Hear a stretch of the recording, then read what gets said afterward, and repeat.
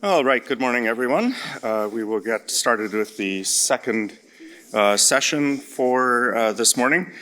I'm David Castle. I'm a professor of public administration at the University of Victoria and a researcher in residence at the Office of the Chief Science Advisor. And so this morning, we are going to be talking about global, large-scale research infrastructures and their role in driving innovation. And so for this panel, we're really focused on large research infrastructures, by which we mean infrastructures that have a scale and set of resources that are actually capable of driving significant breakthroughs across scientific and technological and social domains.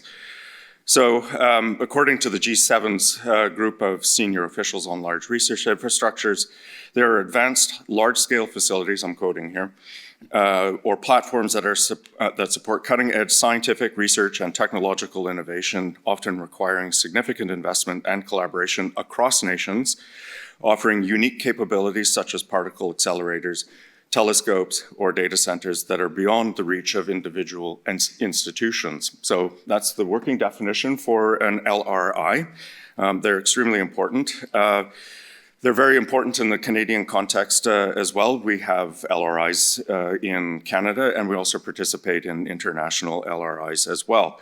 But understanding the sort of underlying mechanisms by which they are supported and sustained, but also making sure that we actually reap all of the benefits of these investments in the LRIs are not always particularly well understood. And so what this panel is organized to do is to have this conversation illuminating how LRIs, how they function, how they're resourced, how there's strategic planning around them, and how benefits are derived by having these infrastructures in place and international collaboration through them. Again, this is picking up a little bit on the theme from the previous panel, which is, I think, trying to cover over a little bit of a sense of discordance in Canada where we make, if we could put it this way, we make federal investments, but we don't really have a national strategy. And there's some kind of a gap there that I think this panel will help us illuminate, much in the same way that the discussion in the previous panel did as well. So I think this is important. Large-scale science on a global stage is obviously a pretty complicated topic, and I think we're going to be well served today by this distinguished panel of LRI leaders. We have with us Shoji Asai, who is the director of KEC, the Japanese High Energy Accelerator Research Organization. Prior to that, he was director of the International Center for Particle Physics at the University of Tokyo from 2017 to 2024. He's an accomplished researcher and has studied extensively the principles of supersymmetry, electroweak symmetry at major collaborations such as ATLAS experiment at CERN. And of course, people here will know that TRIUMF has a hand also in the ATLAS experiment, and so does UVic, my institution, which has helped to build the detectors for the ATLAS project at CERN. Marcella Grasso is the scientific director in charge of nuclear physics at the National Institute for Nuclear and Particle Physics in France, so CNRS as it goes by, and expert in modeling atomic nuclei. In 2020, she was awarded the Joliot-Curie Prize from the Nuclear Division of the French Physical Society for her scientific career.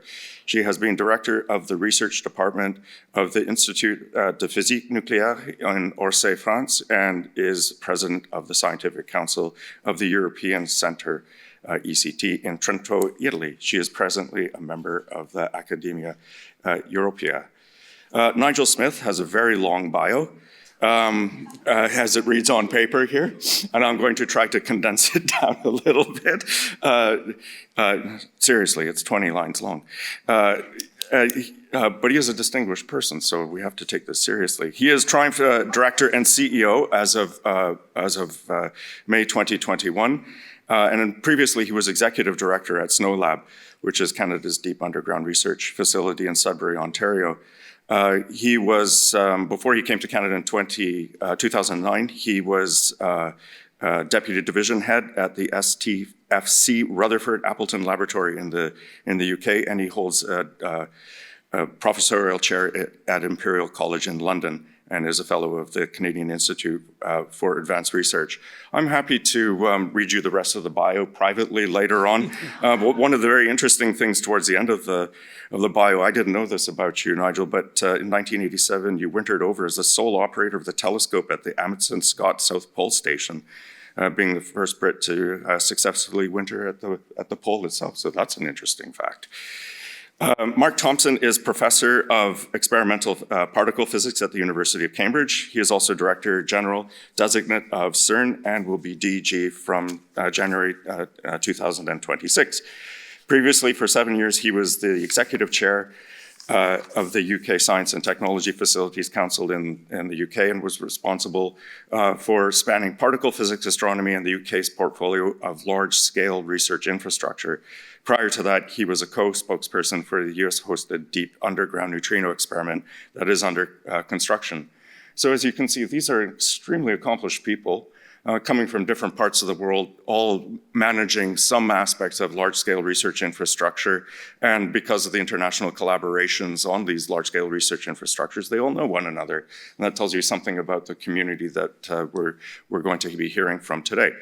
So what we're going to do is have each one of our panelists describe a little bit about the facilities that they're working at and the role that they play both nationally and internationally with these assets. So we will start with we're just going to go in alphabetical order according to the organization, starting with CERN, CNRS, KEK, and TRIUMPH. So let's cue up the video for CERN.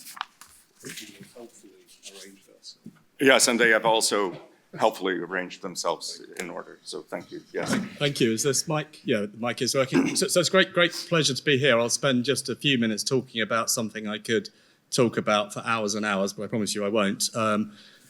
I'll try and put CERN in the context of research infrastructures. These large research infrastructures, in my view, play an absolutely pivotal role in both national and international research, the international research landscape. So they are, in some ways, providing the capabilities that you can't provide at a lower scale. So they have a particular position in the ecosystem. I'll talk about that shortly. CERN is a unique place, so I'm obviously very excited to be taking over as Director General in January. It probably is it certainly is one of the very largest research infrastructures in the globe. It is unique. It has global leadership of particle physics. It's effectively where the world comes to do particle physics. And that beautiful picture, sunshine, you don't see very much sunshine actually in Geneva this time of year. But CERN is large. It straddles the Swiss-French border. It's there because 70 years ago, Europe came together to pursue peaceful research on nuclear science, nuclear and particle science, partly to address some of the issues around the impact of the war where Europe was fragmented. So Europe came together in pursuit of a mission, which is a very pure mission, to understand the fundamental nature of the universe. So the first message I would want to just hit here is the success of CERN, and it has been a huge success, 70 years, global leadership, is built on international partnership, international collaboration, and really importantly, long-term stability. This is a treaty organization established by originally 12 member states, but now 25 member states. And that locks in its budget long-term. So we know what our budget is today, we know what it is tomorrow, and we know what it is in 10 years' time. And if you're planning research at this scale, you have to have budgetary certainty. You can't have huge oscillations. That's just impossible to plan for. To give you, as I said, just give you a sense of a few messages. The CERN's mission is fundamental. It's understand the universe. But what we actually do, we're effectively an engineering and technology laboratory where the scientists from around the world come to do their physics. Our technologies, our accelerators, detector technologies and computing. Scale of CERN, it's about $2 billion Canadian dollars a year in terms of funding. We've got 2,700 staff members, 1,200 fellows, a few hundred PhD students, and we have 12,000 people, users, the physicists who come to CERN to do their science. So that gives you a sense of the scale. The really key thing about CERN is that long-term stability based on 25 member states, very clear prescription for how the funding is shared between the member states. We have 10 associate member states, not all European, with a few notable exceptions, looking around the room. But so it is global, and so we have that global reach. Now, we also, of course, host these big experiments, and Canada actually plays a very significant role in the big experiments. If you see that ring with lots of names around it, these are cathedral-sized detectors, giant cameras taking photographs at 40 million times a second, imaging what happens when we try and recreate the conditions that existed just after the universe. So that's a very unusual model as well. Universities come together, hundreds of universities around the world come together to build these really, really complex detector systems. Somehow it actually works. They come together, and when you switch them on, after a bit of tender loving care, they actually work. But it's a really unique system. So CERN, the benefits of CERN, wider benefits, and this came up in the previous session, global scientific collaboration. That's really what CERN is. You come to CERN, sit in the cafeteria, you'll see people from, well, you won't realise there's probably 100 nationalities present in the cafeteria at any one time. On the governing body of CERN, ministries, research agencies from around the world come together to sit on the council. It's not only about CERN, but it's actually building that network around the research funders around the world. That's the LHC on that picture. It's a 27-kilometre ring. This is what we're planning to do now. This is the Future Circular Collider. So this is a roughly 15 billion Swiss franc project. This is the future of CERN in the 2040s, 2050s and beyond. So everything is very, very long-term planning, which is why stability of funding is really, really critical. Final thing I just want to say about the benefits in terms of innovation. I'm a huge believer in having a portfolio approach to innovation. So you can invest small scale, very focused university projects looking at particular aspects. At the other end, you do something like CERN. And at CERN, our innovation is we try and do something that's never been done before. And when you do that, you usually have to, you're effectively doing the impossible or the impossible today. You develop new technologies to do the science, and it's all science-driven. That's, at core, we're a scientific organization. And the technologies that come out of that are very disruptive. So accelerator technologies, for example, we wouldn't have synchrotrons today if we didn't have accelerators. If we didn't have synchrotrons, we wouldn't know very much about structural biology. So the economic impact that feeds down from this science is very, very long-term, but very, very high impact. But it's a very windy path to the innovation. The other thing I just wanted to flag, final word, is really around the importance of these very major infrastructures in terms of competitiveness. So recently there was a European Union report from Draghi that highlighted CERN as actually a driver of technological competitiveness in Europe, and it's the importance of having this top-end infrastructure to really pin top-end technology in a particular region. This is one of the areas in Europe, one of the very few areas in Europe where we still have global leadership. So that report really highlighted the importance of very, very large top-end infrastructures in maintaining effectively technological competitiveness, this case in Europe, but also beyond. So that's really all I'd have to say for the moment. Happy to ask, we'll have a discussion later, but those are the key messages. I think it's big science drives big innovation. Long-term funding is critical to success. And again, following the previous panel, international science diplomacy can actually work, and it's and at this particular time where the world is increasingly fragmented, actually, I think it's even more important than it has been in the past few years. So hopefully that gives you a broad picture of CERN, and then I shall pass on to Marcella. Thank you. And I'll press the button for you. Thank you. So good morning, everybody. It's a pleasure to be here today. So I represent CNRS. CNRS in France is the National Center for Scientific Research. and it is composed by 10 institutes. So I work in particular in the direction of this National Institute for Nuclear and Particle Physics, IN2P3, CNRS Nucleare et Particules. So this is one of the 10 institutes of CNRS, which has a specific characteristics. It has a national mission by decree, and this national mission is to coordinate research projects and programs in the fields of nuclear, particle, astroparticle physics, and also all the topics which are related to these domains and which have a kind of societal impact. And of course, all the related technological developments. So how it works? So again, IN2P3 is a national institute. We work mostly on very large projects and in large infrastructures. So we need to be structured to do this. We cannot make in single laboratories.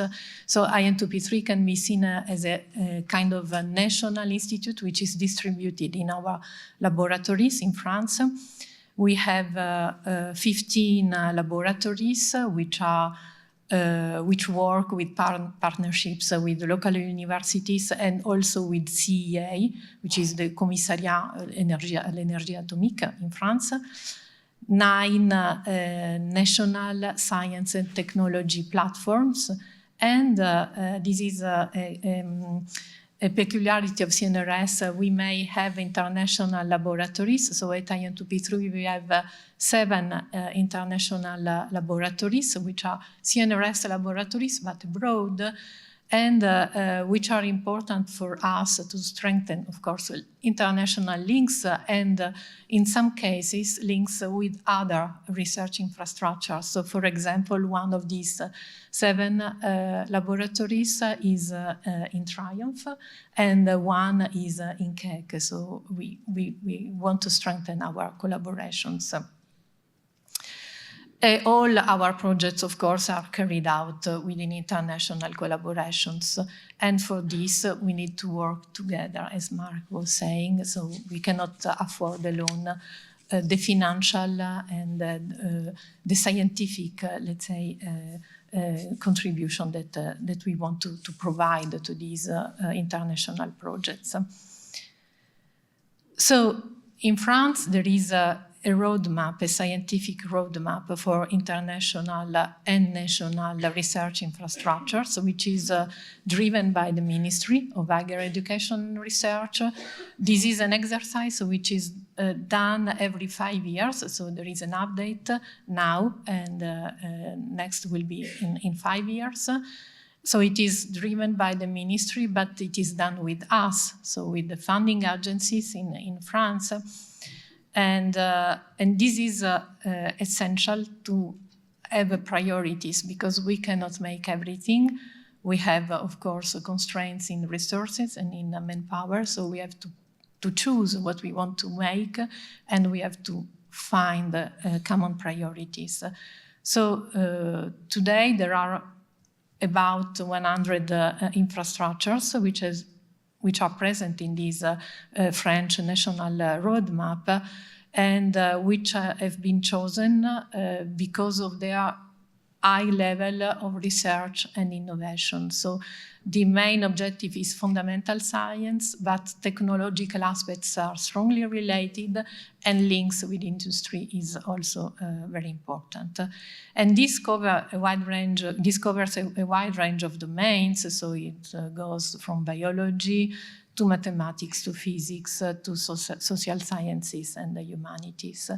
So we are expecting a new roadmap in 2026, and we work for this. We work with the ministry. So ministry does to make this alone. This is done with us, with the funding agencies. So we strongly contribute to design the strategy in our domains, so in the domains of nuclear particle and astroparticle physics. And as an illustration, this table is extracted from the previous exercise, the exercise that was done in 2021. This is specifically for nuclear and particle and high energy physics. And so there are different categories in our selection of infrastructures. So, of course, CERN, this is our largest infrastructure, the international organization, which is based on a convention, intergovernmental convention. Then we have what we call RI Research Infrastructure STAR, large research infrastructures, which are under our scientific responsibility. We drive them scientifically, but which are part of national policy and subject to specific budgetary allocation by the ministry. This is a choice which is done by the ministry because there is a lot of money there, so the budget which is required to make our contributions to construct this infrastructure is very important, but it is also a political choice. So the ministry wants to use also and to have a vision, a precise vision on these infrastructures to to strengthen their relations with the other ministries around the world in Europe and beyond Europe. So they negotiate and they discuss in a larger context this kind of French contribution to the French infrastructures. And you can recognize some of our infrastructures. For example, in France, this GANIL Spiral 2 facility that we have in Normandy. And we have also an underground laboratory, for example, that you can see this Modan underground laboratory where we make dark matter and double beta decay physics. So these are the RI STAR are the large infrastructures, and then we have smaller infrastructure which require less resources. So these are the scientific strategy and the budget come from the funding agency. So we completely drive this infrastructure, but they are in the national roadmap. And I think that's all on my side. So this is, I wanted to give you an overview of how we do, and it works. So we are happy with this kind of structure, and we are very happy to participate with our ministry to put our ideas and our priorities and to decide together what we want to cover and what we want to also to fund, because of course there is also a question of resources. Thank you. Good morning, everybody. So the KK. So the KK, maybe the smallest laboratories in this four labs. So the KK is intensity frontier laboratories. We have a big two facilities. The first facility is the Tsukuba area, the electron-based accelerator, so nanobeam technology and high current is a very useful technology. And the second campus is the Tokai campus. In the Tokai campus, we have a JPAC accelerator. This is a proton machine. High intensity proton is prepared in JPACs. So these two facilities used for the international collaboration.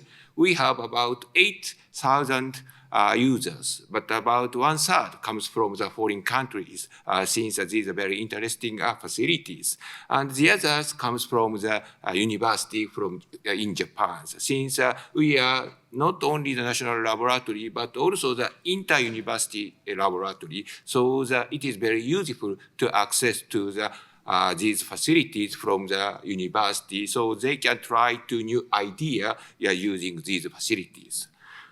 Next page. So let's start with the Super KKB. Super KKB is a very interesting accelerator. So it's a nanobeam technologies. So left bottom figure shows the history of the size of the beams. So the magenta shows the Super KKB. This Super KKB is much smaller than the future collider, for example, FCCEEs. So how to squeeze the beams? So you see the COVID-19 virus. So the beam is squeezed about half size of the COVID-19 virus and collide. So we can obtain much higher collision rate. So this is very interesting technology. So we can provide it many bottom quark, D quark, tau quarks. So we have many interesting science topics. So that there are many collaborators, 1,200 members from about 30 countries. The Canadian is a big contribution to the Bell-2 detector. Thank you very much for hears.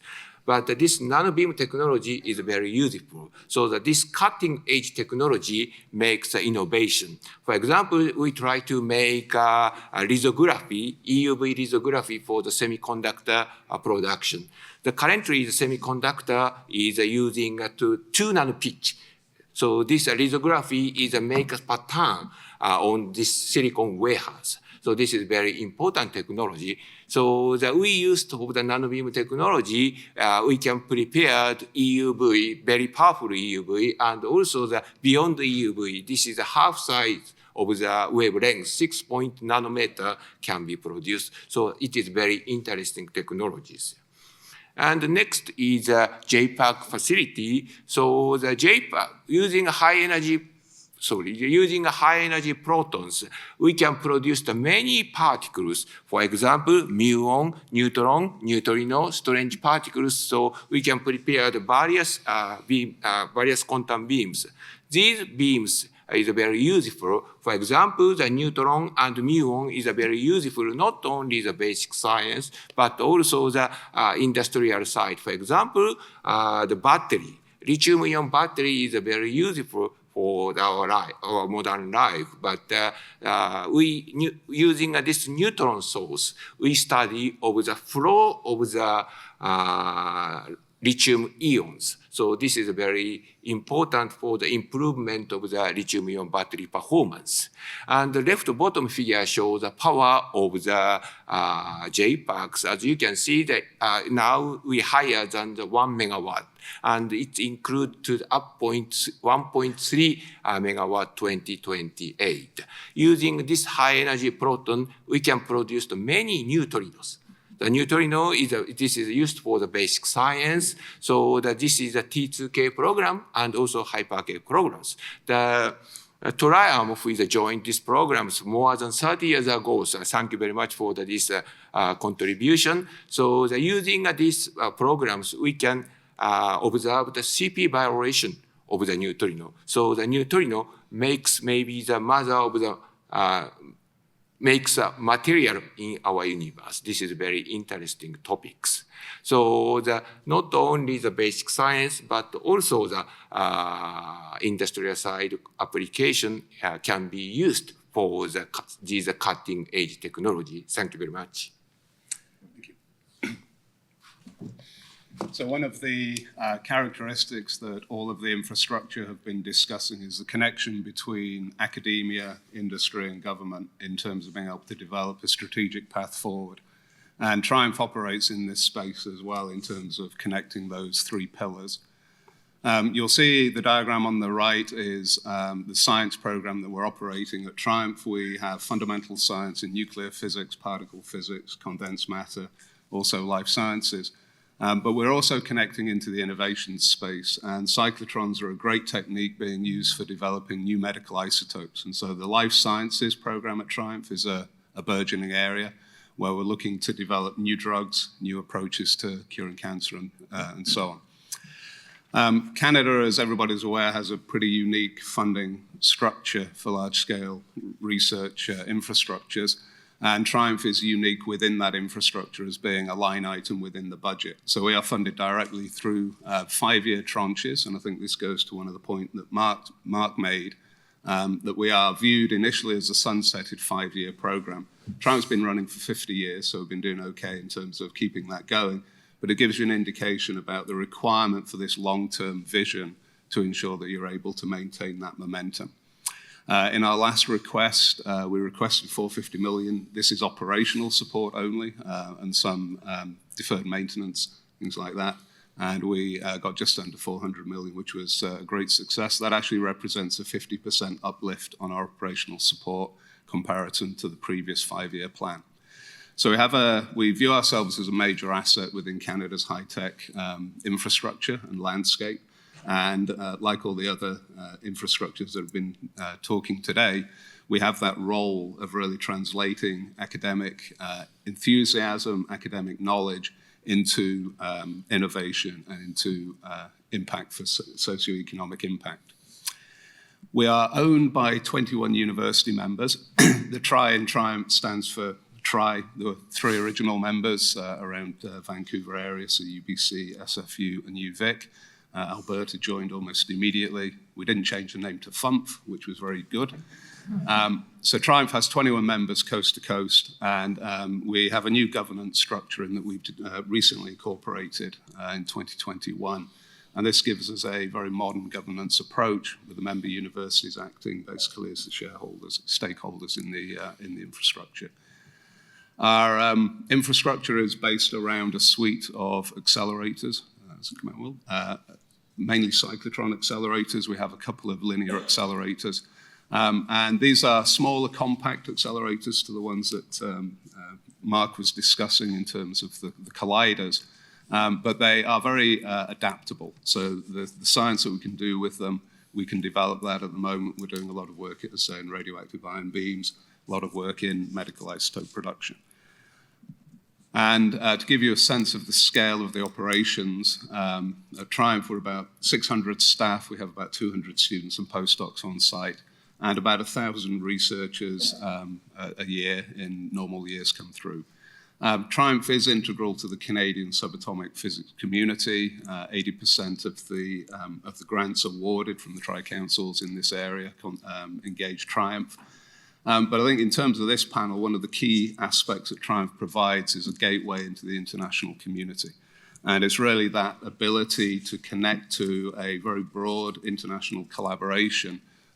So that we've got 75 international agreements. We're connected to over 40 countries. And we're able then to really amplify the investment that Canada is making in this science area. And over the last 5-year plan, we generated about $500 million in economic activity. So that translation of fundamental new technology, pushing the frontiers of trying to understand the universe allows you then to look at new technologies and translate that. So I think in terms of this particular panel, though, one of the key things I wanted to highlight really was that connection to the international community and the ability, in essence, to use science as one of the tools in diplomacy. So, thank you, David. Great. Thanks very much, Nigel. Thank you to the rest of you for your introductions to your work. I actually want to start off with a question that I think has just arisen in the course of the conversation about the nature of the facilities. And it relates a little bit back to what Benoit had said about the 15-year cycle that Ocean Networks Canada was asked to provide. For which I assume that there would be active planning for particular installations in 5-year tranches, which would be the sort of normal way. So I want to get just a very quick read from each of you.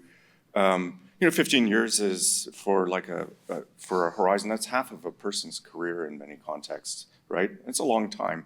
So for your organizations, is it always deliberately an active 5-year period of planning and installation and work, but there's also anticipatory phases that go out beyond that? And how long are those phases? Are they, you were mentioning, 10 years, but also the new installation at CERN will be going decades up into 2060 operational time. So what are your time horizons like? And I'd just like to get a bit of a read down the panel, because I think there's something very unique about the temporal dimension of large-scale research infrastructures. We often talk about how big they are and how many people are there and how much kit is involved, but let's talk about time and planning here for a second. So I start with the scary one. For the Future Circular Collider, we're doing a very detailed study at the moment, spending considerable amounts of money looking at the geology around CERN for this 91-kilometre tunnel. if we get go-ahead from our members to build it, it will be operational in 2045 at the earliest and running for 20 years. So our timescales are half a century probably for the long-term planning. And if you really want to push the frontiers of knowledge in the way we're doing it to places like CERN, when I say places like CERN, there's only one place actually like CERN. The planning timescale actually has to fit what you're doing. So we have short-term budgetary planning, which is 5 years, but that's really how we spend our Swiss francs instantly. But that has to fit within our long-term strategic plan for what we are operating now, what we're going to build in the next 2 decades, and then what we're going to operate. And we do have a financial plan for how we operate the new accelerator. So it's a very, very long time scale.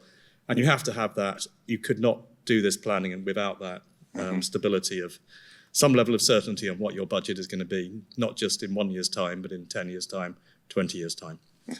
CNRS, how does that work?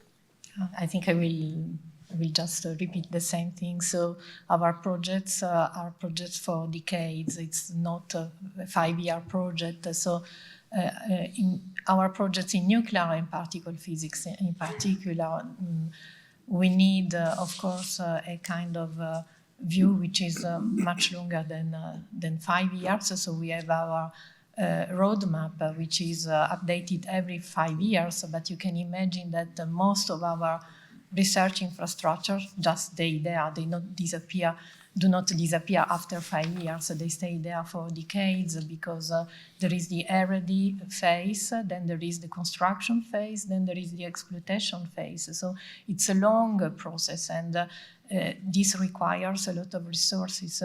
So many of these infrastructures just remain there. We have to plan for decades, and we start to include in the roadmap infrastructures which will start to be put in operation in 15, 20, 30 years, because we need to prepare it.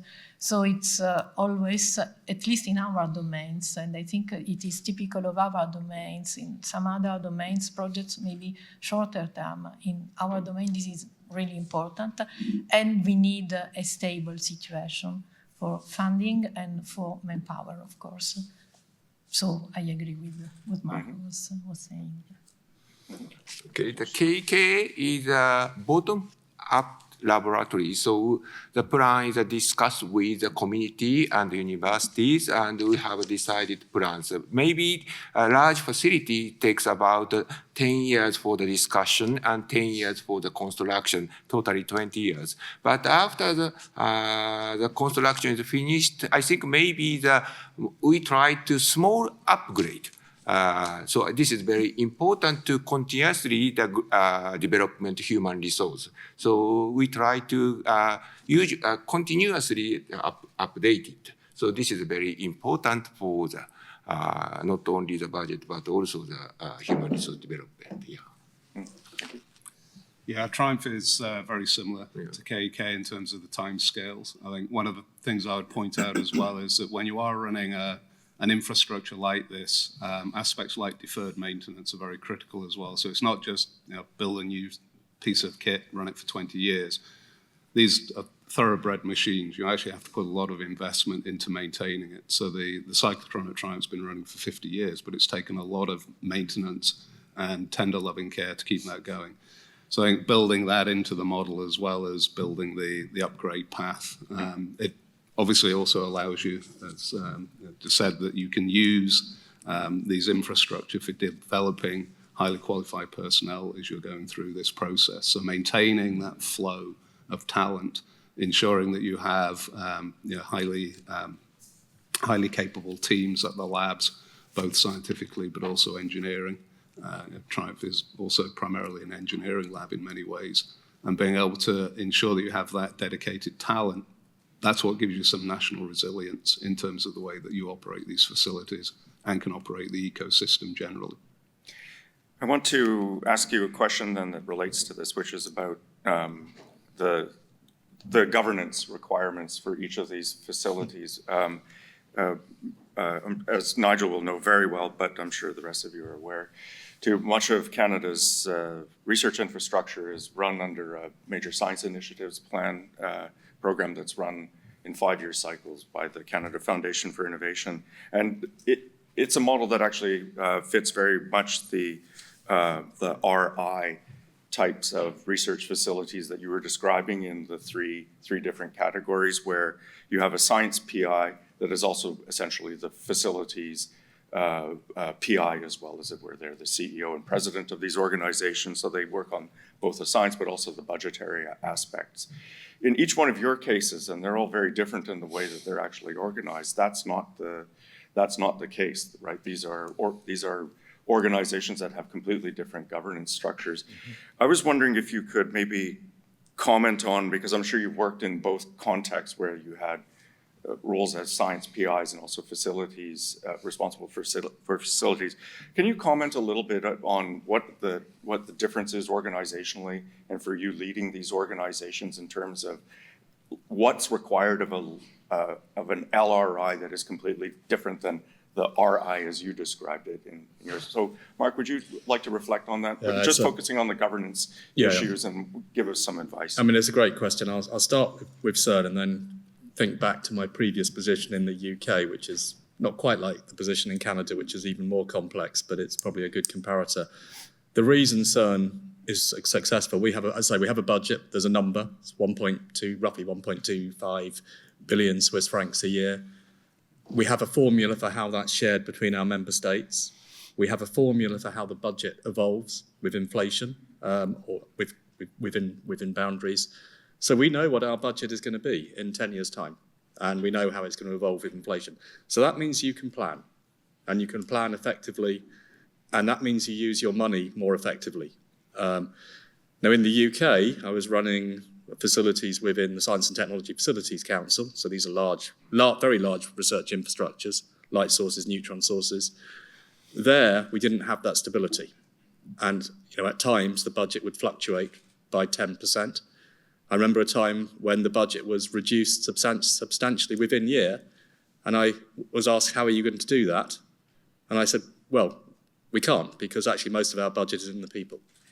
So that stability of funding is absolutely critical, because otherwise you plan poorly, and the perturbations on the budget are actually extremely damaging in terms of using the money efficiently. And ultimately, you want to use your money as efficiently as possible, having that long-term security as best as you can with any public funding domain. I think is really critical for that, actually really just being efficient and effective use of public money. Great, thank you. Yeah. So the criterion that we have to select an infrastructure as a research infrastructure in our roadmap is that the governance must be very well done, very well structured, very clear for us. But then it may be, there are many different examples of this. So there are cases where governance is international, and there are also international agreements which are done at the ministry level. So this is a very high level, let's say, organization, which in most cases means also that it is quite stable, of course, also in planning, also in budget. And in other cases, it may be a much smaller, let's say, structure and organization.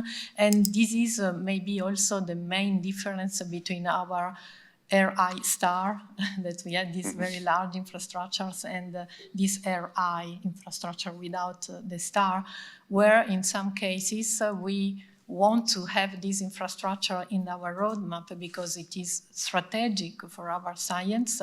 But it may be just, for example, a memorandum of understanding. So it's a lower level, let's say, agreement, which is not legally binding, which of course may also mean that it may be, there are risks, it may be less stable.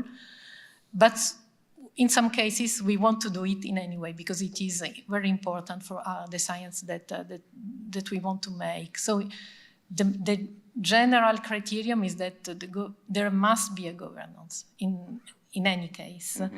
And then we decide how we let's say, classify our infrastructures according to many aspects. One of them is the international and the stable governance. Great, thank you, Shoji. It's a very difficult question. Since in Japan, its process is quite different from the foreign countries. So, but we discussed with the MEXT about the roadmap. So we selected interesting topics, and but after these topics is selected, so we start the negotiation of not only the MEXT but also the finance agency. So it's very tough discussion. So we have some budget of the frontier large-scale infrastructure budget. This budget is constant every year. So I think maybe that if we want to make some big facility, in this case, it make more flat budget distribution we have to make, and also that we have a negotiate not only the particle physics but also astronomy or the blah blah blah. So things it's very difficult stages necessary. Yeah. Mm-hmm. Yeah. I think one of the key themes that comes out here is commitment, and ensuring that the governance structure allows the research infrastructure and its community to have that long-term perspective, to have the commitment, thinking about the liability that may be incurred within an infrastructure. But whatever governance structure is in place, what you can see with the large-scale aspects is that you do have that long-term capability to plan on the timescale that's needed for these large infrastructure, and there's a commitment behind it from the community. Right. Well, I think we're at time. So in a way, Nigel, that was going to be some of my remarks to summarize, because four very different implementations of LRIs, but the success story behind them is about commitment, community engagement, active engagement with government, sometimes domestic governments, but also sometimes internationally, of course, as well. But this key piece about the time horizons and how one plans and structures one's activities through those longer timeframes that are required for these LRIs, I think is a common thread amongst all of these LRIs, and I think it's very interesting. If we had more time, I personally would love to dig deeper into the governance questions for the organizations, because I mean they're all unique as organizations, and so you have flexibility in how you do things, but you have to do things with that level of commitment that you were describing for research excellence and return on public expenditure of significant funds for these organizations. So with that, thank you very much for your attention, and thank you very much to our wonderful panel.